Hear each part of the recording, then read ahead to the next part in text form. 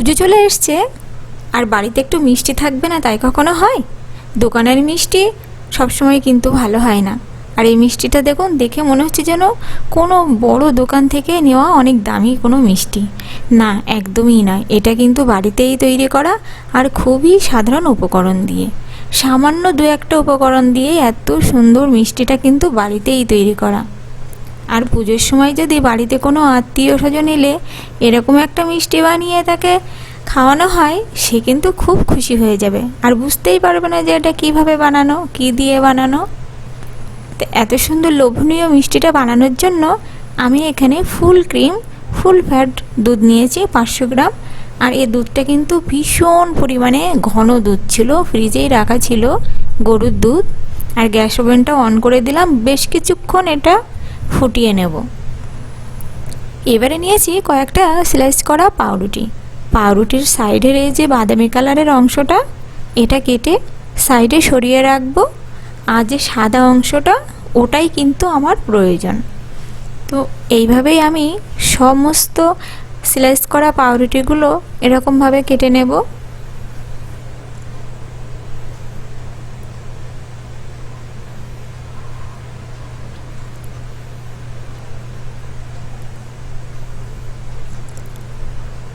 এইভাবেই সমস্ত পাউরুটিগুলো কিন্তু ভালো করে কেটে নিতে হবে। আর বাদামি অংশটা এই কারণেই বাদ দিয়ে দিতে হবে, ওটা ভীষণই শক্ত হয় সেজন্য। তো এখানে সব কটা পাউরুটি আমি কেটে নিয়েছি। আর এবার এর থেকে নিয়ে একটুখানি এইভাবে একটা বেলান দিয়ে বেলে নেব। বেলে নিতে হবে এই কারণে, যখন আমি মিষ্টিটা ভাঁজ করব, এই পাউরুটিটা ভাঁজ করব মিষ্টির শেপটা দেওয়ার জন্য, তখন কিন্তু পাউরুটিটা একদমই ভেঙে যাবে। যখনই এরকম যদি আমি না বেলে নিই, আর বেলে নিলে কিন্তু সেটা আর হবে না, একদমই নরম হয়ে যাবে আর হালকা হয়ে যাবে, তাহলে খুব ভালো হবে। সেজন্য একটু ওইভাবে বেলে নিলাম। আর এদিকে দুধটাও বেশ কিছুক্ষণ ফুটিয়ে নিয়েছি আর ঘন হয়ে এসছে। এবারে দিয়ে দিলাম একটু চিনি। চিনির পরিমাণটা খুবই কম দিতে হবে, যেহেতু দুধটা ঘন হয়ে এলেই দুধটা মিষ্টি হয়ে যায়। তার উপরে গুঁড়ো দুধ রয়েছে, ওটাও মিষ্টি। সেজন্য আমি বড় চামচের 2 চামচ এখানে চিনি দিয়ে দিয়েছি, টেবিল চামচের। আর দিয়েছি ওই টেবিল চামচের বড় যে টেবিল চামচগুলো হয়, ওর 2 চামচ গুঁড়ো দুধ। গুঁড়ো দুধটা এবার ভালো করে মিশিয়ে নেব।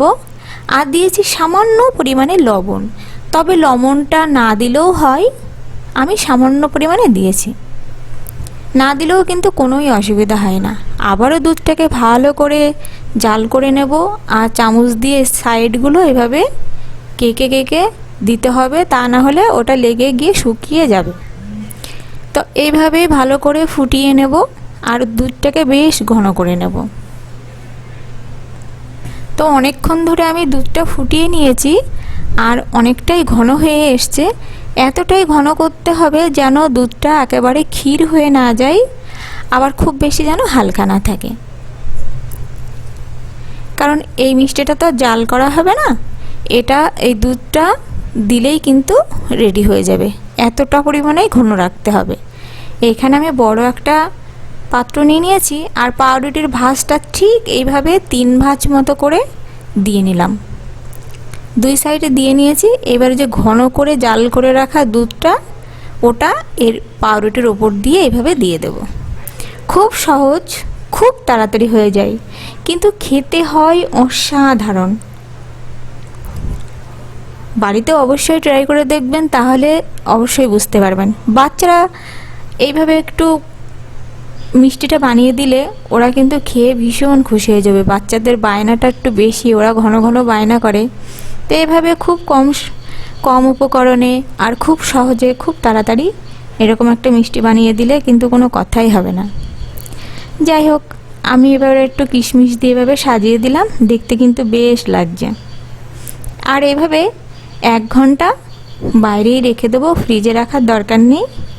আর এই যে দেখুন, মিষ্টিটা একদম রেডি।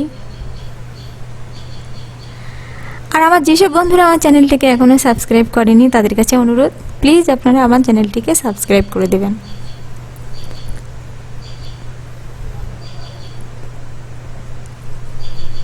আমার সম্পূর্ণ ভিডিওটি দেখার জন্য সবাইকে অসংখ্য ধন্যবাদ। সবাই ভালো থাকবেন।